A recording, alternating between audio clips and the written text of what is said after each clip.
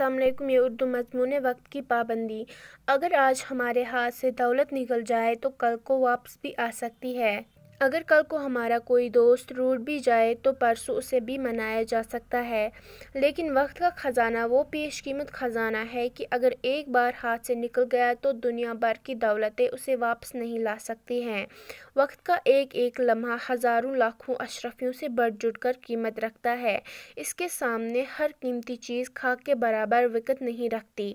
داناؤں نے ہمیں وقت کی قدر کا پیغام دیا ہے۔ انہوں نے تلقین کی ہے کہ ہر کام میں وقت کی پابندی کرنی چاہیے۔ قانون قدرت ہمیں قدم قدم پر وقت کی پابندی کا سبق سکھاتا ہے۔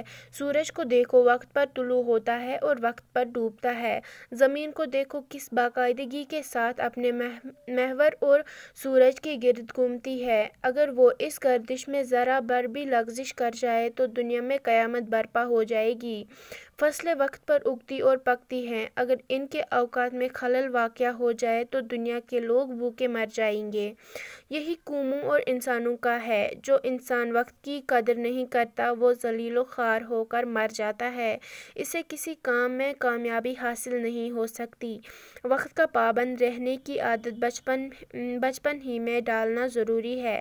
چھوٹی عمر میں جو بری عادتیں پڑ جاتی ہیں وہ جوانی اور بڑھاپے میں بھی قائم رہتی ہیں اور مرتے دم تک ساتھ نہیں چھوڑتی۔ ان سے پیچھا چھڑانا مشکل ہو جاتا ہے۔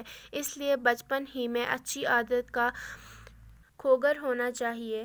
اس سے ساری زندگی عیش و سکون کے ساتھ گزرے گی، کامیابی قدم چومے گی۔